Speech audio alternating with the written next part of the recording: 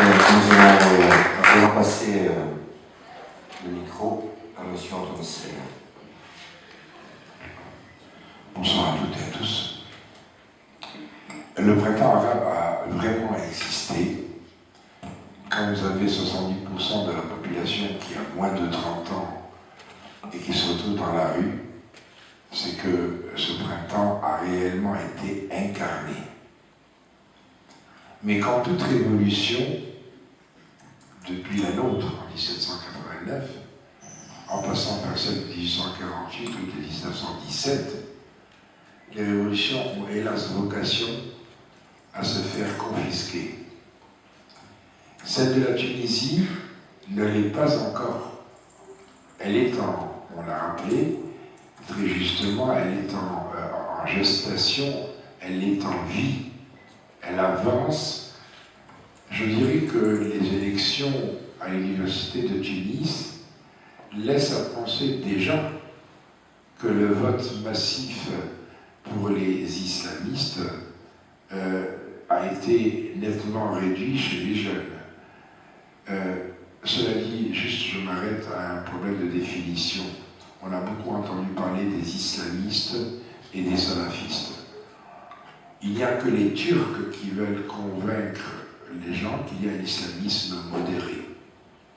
Un islamiste, au XIXe siècle, si on lit ensemble Chateaubriand et ses mémoires de Toton, l'islamisme est comme le judaïsme, comme le christianisme.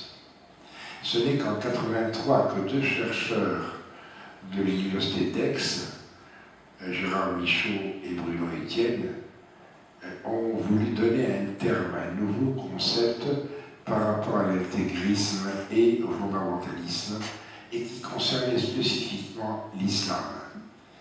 L'intégriste étant celui qui s'attache à l'intégrité du texte, le fondamentaliste c'est celui qui le transpose dans ses postures, dans ses attitudes, et les deux ensemble donnent l'islamisme, c'est-à-dire celui qui veut islamiser ou réislamiser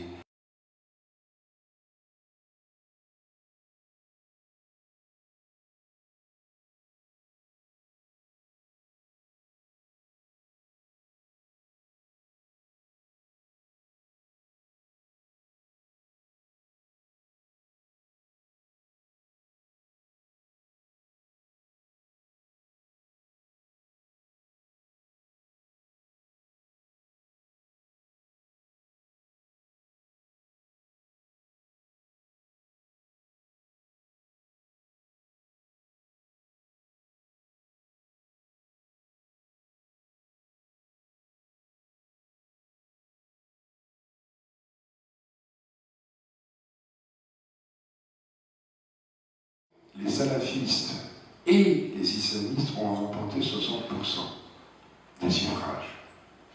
Au présidentiel, M. Morsi est arrivé en tête avec 25%. Il est soutenu par les frères musulmans et par les libéraux. C'est un peu le grand écart, mais manifestement, il y en a plus vite d'habitude. Il est suivi par Ahmad Chafi, ancien Premier ministre général de carrière, avec 24%. Mais la grosse surprise, l'immense surprise que personne n'a vue, c'est l'émergence à 23% du Nassérien Sabahi, qui a fait sa campagne, et si la campagne avait duré un mois de plus, il serait parmi les deux premiers. Sabahi n'a aucun charisme, mais sa campagne s'est faite uniquement sur les slogans de Nasser et du retour au nasserisme et des valeurs du nasserisme, donc surtout beaucoup de nationalisme, le retour de l'Égypte puis la scène arabe, etc. Bon, il y a là l'autre surprise, c'est la débâcle de l'ancien secrétaire général d'Ali Karam, ancien ministre des Affaires étrangères de Moubarak, Amr Moussa, qui était donné le favori, qui devait tenir la corde, sauf qu'il n'a fait que 11%. Donc, le retour du Nassérien n'est pas définitivement éliminé, parce que lundi prochain, la Cour constitutionnelle, qui semble s'être réveillée entre-temps, doit juger de l'invalidité du général Shafik, qui a été l'ancien Premier ministre, le dernier Premier ministre de Moubarak. Ce qui veut dire que si demain Shafik est invalidé, bon, on se retrouve avec Morsi et Sabahi. Et là, très probablement, arithmétiquement, Sabahi passera, puisque les jeunes s'y reconnaissent. En effet, que ce soit les jeunes tunisiens ou les jeunes égyptiens, se voient aujourd'hui un peu écartés. C'est pour ça qu'ils sont redescendus dans la rue également. Aujourd'hui, on assiste en Égypte à deux nouveaux ordres, sachant que les islamistes, au début de la révolution, ne voulaient pas que leurs partisans manifestent. Ils leur avaient interdit. La même chose en Tunisie. Donc, aujourd'hui, on a deux ordres, un militaire en Égypte et un islamiste. Ce sont deux ordres qui s'affrontent, mais qui ont été, ces derniers temps, complices pour écarter la jeunesse révolutionnaire. En Tunisie, l'armée a été et est restée neutre. Aujourd'hui, face à l'ordre islamiste, il faut quand même avouer que ce sont essentiellement les résistantes, je ne dis même pas les résistants, mais les résistantes, qui se battent depuis 8 mois pour empêcher précisément l'introduction d'articles dans la Constitution qui font de la Tunisie, ou plutôt de la population tunisienne, et qui introduisent l'article précisant que le Coran et la Sunna sont sources de législation.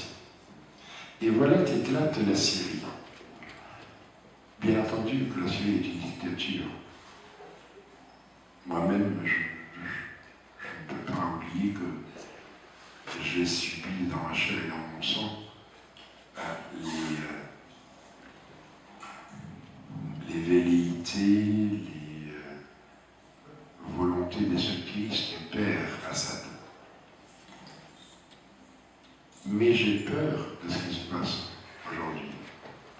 Pourquoi j'ai peur? Parce que je regarde là aussi une carte. Il n'y a pas une nuit où je n'ai pas rêvé de voir partir les Assad. Mais quand je regarde la carte, je me rends compte que l'Irak, en 3 ans, est devenu 3 pays en un.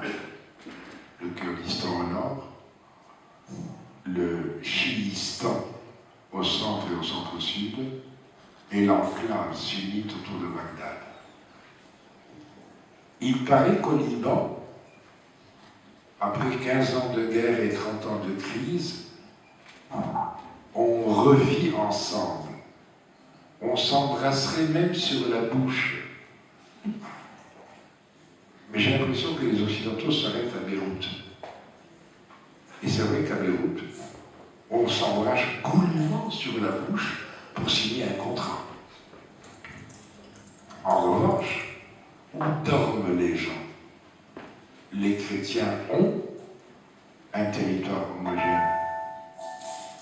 Les Druzes, autres dissidents chiites, qui s'est beaucoup éloigné de l'islam pour se rapprocher des philosophies religieuses asiatiques, ont un territoire homogène. Les sunnites sont sur le littoral.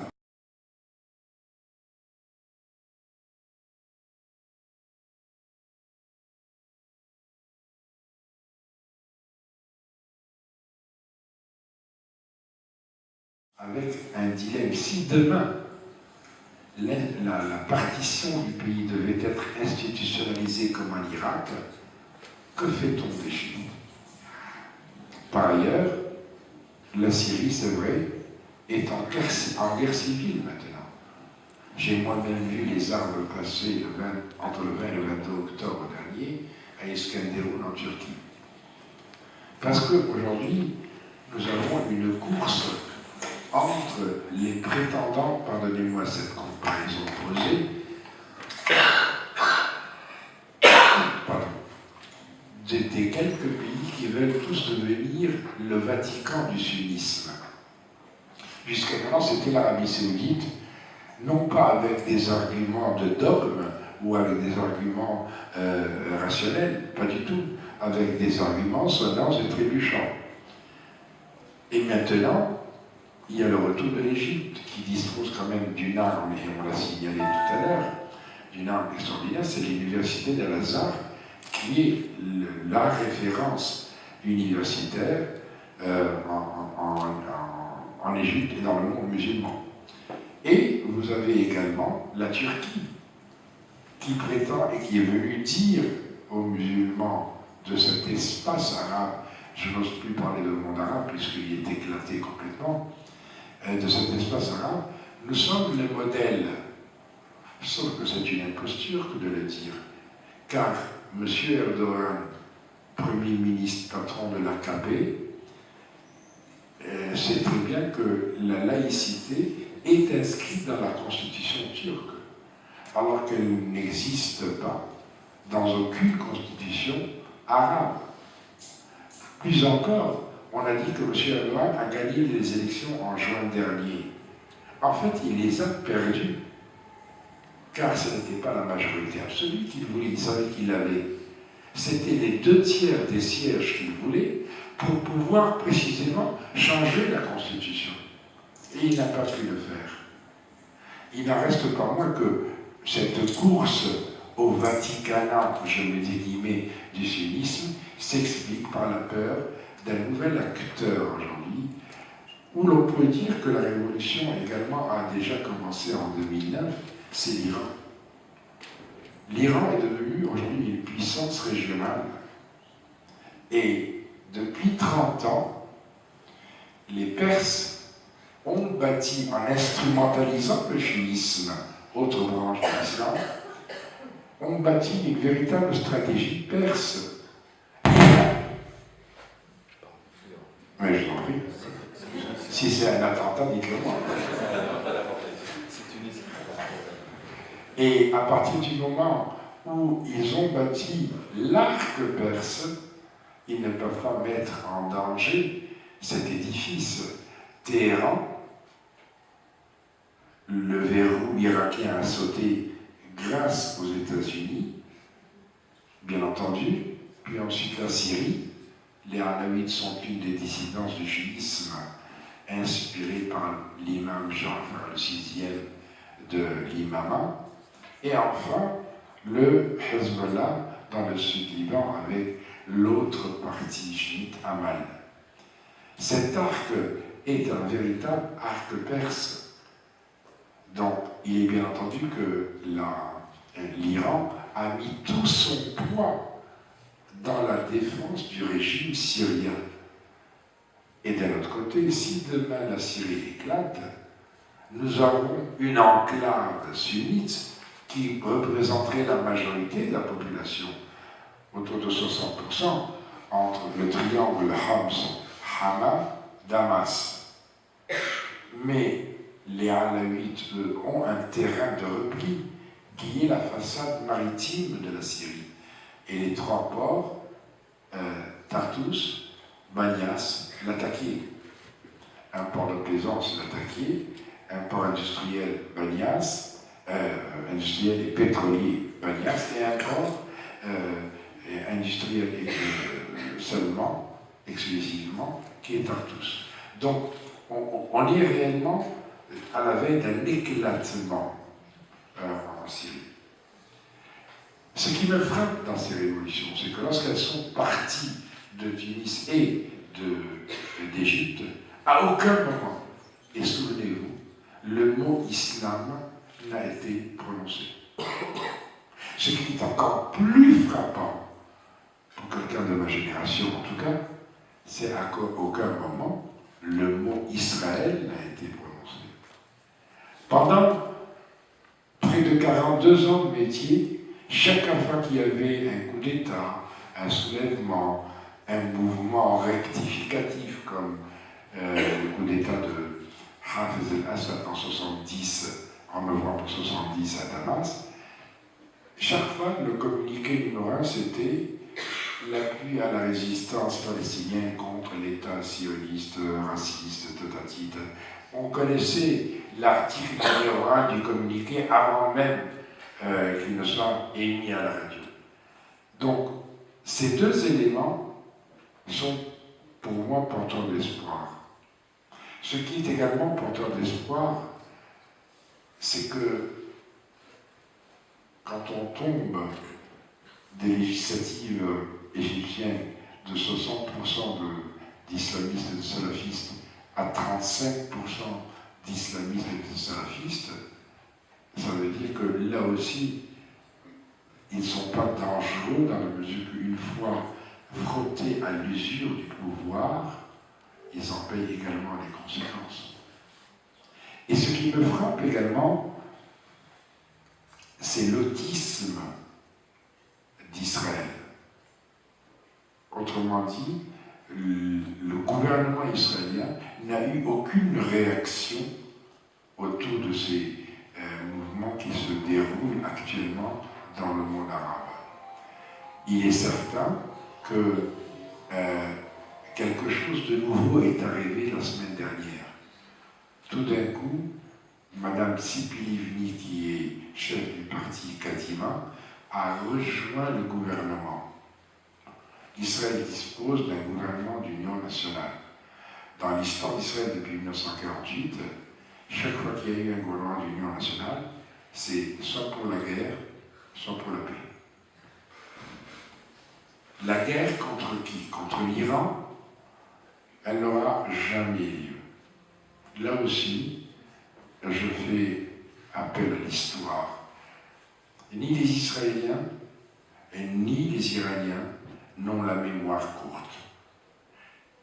Qui, dans les temps anciens, a libéré les Juifs de Babylone? Ce sont les Perses. Qui a obligé les Babyloniens à payer, à rembourser les Juifs pour que ces derniers puissent reconstruire le temple selon le deuxième temple? C'est les Perses. Qui, en 1980, dès qu'il y a eu la guerre Irak-Iran, guerre, là aussi, à trois niveaux, guerre entre Perses et Arabes, guerre entre sunnites et chiites, et guerre stratégique pour le contrôle du golfe Persique avec son enjeu pétrolier dont je vous ai parlé tout à l'heure, qui a aidé l'Iran face aux Irakiens, alors que le monde entier, pas seulement la France, comme écrivent certains journaux, a aidé l'Irak. Même la Suisse neutre, même la Belgique toute petite, même l'Angleterre bien entendu, le Venezuela, le Brésil. Il n'y a pas un pays producteur d'armes légères ou lourdes qui n'a pas aidé l'Irak. Il y en a un seul, Israël, qui en septembre 82 livre des pièces de rechange pour les avions iraniens, qui sont des avions américains comme en Israël, et en mars 83 livre des munitions aux Iraniens. Et puis, j'ai raconté dans un de mes derniers livres comment moi-même j'ai rencontré un Israélien à Téhéran en mai 2007, comment je l'ai suivi le mois d'après à Jérusalem pour lui demander ce qu'il faisait. Et pendant 1h15, il m'a interrogé sur ma famille, mes enfants, mes 11 neveux, nièces, qui étaient éclatés aux quatre coins du monde. J'aurais été un idiot parfait si je n'avais pas compris que mon dossier était à jour chez lui. Et il me dit, et d'ailleurs je me fais traiter d'idiot, puisque quand il me dit, mais que veux-tu savoir? Je dis ce que vous faisiez le mois dernier à Téhéran. Il se penche au-dessus du café, il me dit, Antoine, moi qui te croyais intelligent, bon, merci pour ça, penses-tu que depuis les 30 ans, depuis la révolution iranienne, il y a un jour qui se soit passé sans qu'on ait des relations avec les Iraniens? Donc, toute ma lecture qui se basait sur un prisme de confrontation se retrouve complètement à plat. Ça ne veut pas dire qu'ils sont alliés. Si les Israéliens assassinent les ingénieurs chargés du nucléaire en Iran, c'est une réalité aussi.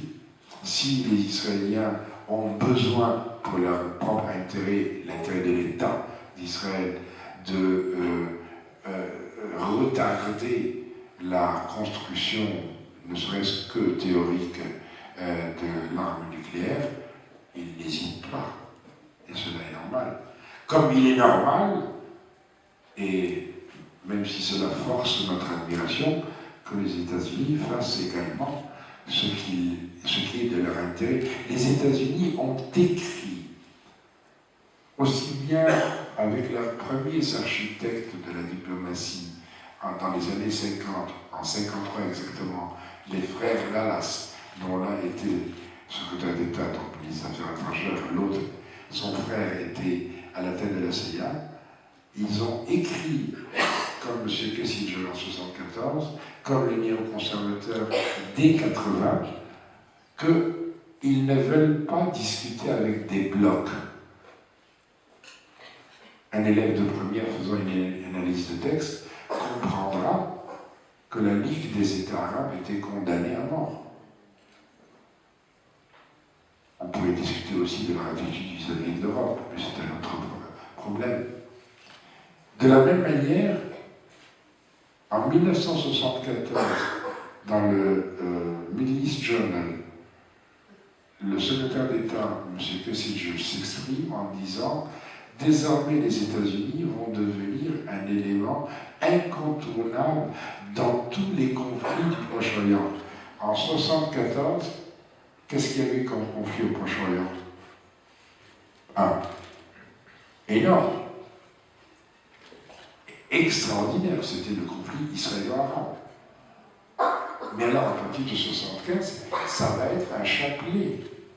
La guerre du Liban en 1975. Que la presse anglo-saxonne puis française a appelé la guerre civile. Alors qu'il y avait toujours un élément extérieur. En 1975, il y avait les Palestiniens. En 1976, il y avait les Syriens. En 1977, la fameuse force arabe d'association. En 1978, les Israéliens. En 1982, Israël. Ce n'est qu'en 1983 qu'il y a la première manifestation de la guerre civile. Mais on avait oublié, parce qu'entre-temps, il y a en 1979 l'invasion de l'Afghanistan.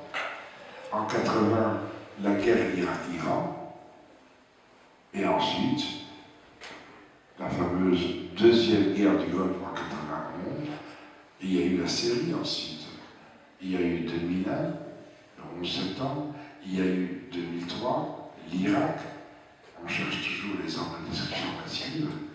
Et puis, enfin, dirais-je, les printemps arabes. Les printemps tunisiens et égyptiens. Tous les deux encore en gestation. Que peut-il arriver demain? J'ai envie que ces printemps arabes atteignent les pays du Golfe, ces fameux pays qu'on appelle les pétromonarchies. Mais de grâce, revenez à vos manuels de géographie. On les a toujours appelés la côte des pirates. Hier, c'était des pirates de perles. Aujourd'hui, ce sont des pirates de la finance. Ensuite, que deviendrait la Syrie? Oui, la Syrie peut éclater demain. Oui, les Alaouites peuvent revenir sur leur pays qu'on appelle la vallée des Nazaréens. Mais il peut aussi, demain, renverser la vapeur, scénario peut-être possible, en faisant la paix avec Israël. Là alors, l'ex-taureau-philosophe devenu mannequin à 16 heures applaudirait. Même si ça reste un scénario, pour le moment en tout cas improbable. Mais à ce moment-là, M. Netanyahou fait la paix avec M. Assad ou son successeur, qui pourrait être dans ce cas son beau-frère ou quelqu'un du clan. Et 30 mois après, c'est le tour du Liban.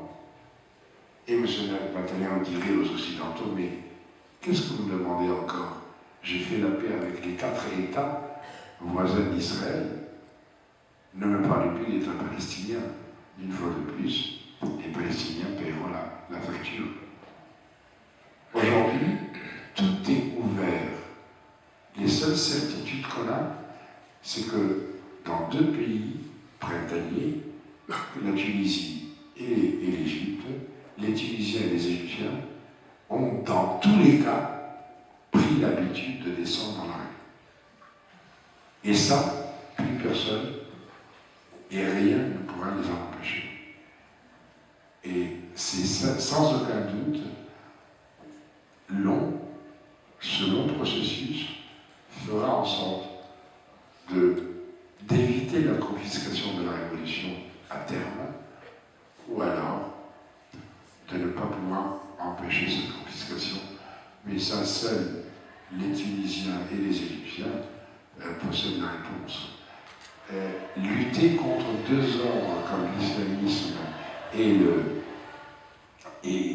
militaire en Égypte sera difficile. L'Égyptien aujourd'hui est en train d'avoir mal au ventre parce que 8 millions de familles dépendent directement du tourisme et que les autres mamelles économiques ne sont pas florissantes. Il n'y a plus les mamelles des expatriés, 2 millions de professeurs qui envoyaient leur salaire, ou la plus grosse partie du salaire en Égypte. Il y a encore la mamelle du canal de Suez. Il n'y a pas beaucoup de mamelles, la mamelle pétrolière a beaucoup perdu, et la mamelle du tourisme qui rapportait entre 7 et 13 milliards de dollars par an à l'Égypte, ça fait 1 an qu'elle est tarie complètement. Donc l'Égypte a ce problème-là. Aujourd'hui, l'Égypte, les Égyptiens cherchent Pharaon, et pour le moment, ils n'en ont pas encore trouvé. Les Tunisiens ont le même problème économique, c'est peut-être pour ça aussi, et à l'aune de la réussite économique, que les gouvernants, islamistes ou pas, seront également jugés. Alors, quelles sont les conséquences pour l'Occident, pour l'Europe? J'ai envie de poser la question, quelle Europe? Celle des 27? Sincèrement, si vous étiez slovène, estonien ou lituanien, qu'est-ce que vous en auriez à cirer du Proche, du Orient, du monde arabe et du Moyen-Orient? Vous seriez beaucoup plus inquiet si vous entendez tousser à Moscou. Donc, je crois qu'une grande partie des pays européens ne se sentent pas concernés par ce qui se passe autour de la Méditerranée. Comment ils sont perçus, les Européens de l'autre côté de la Méditerranée? Jusqu'à maintenant, ça reste la France, la Grande-Bretagne, l'Allemagne, l'Italie, l'Espagne, et à l'extrême rigueur le Portugal. Ce qui nous ramène à l'échec extraordinaire de la Méditerranée, lorsque le 27 juin 2007, le président Sarkozy lance l'idée de l'Union méditerranéenne. C'était extraordinaire. Ça a suscité un espoir fou. Mais il l'a fait sans même consulter ses partenaires européens. L'espagnol a boudé, l'italien a pleuré, mais l'allemande, elle a tapé du poing sur la table. Et elle a dit pas question. Et on a accouché de l'Union pour la Méditerranée. Si quelqu'un peut m'expliquer ce que cela veut dire, moi je suis preneur. Moi tout ce que j'ai compris, c'est que ça veut dire, nous Européens, nous avons préparé un plat de ratatouille, et nous pensons que c'est bon pour vous, alors mangez.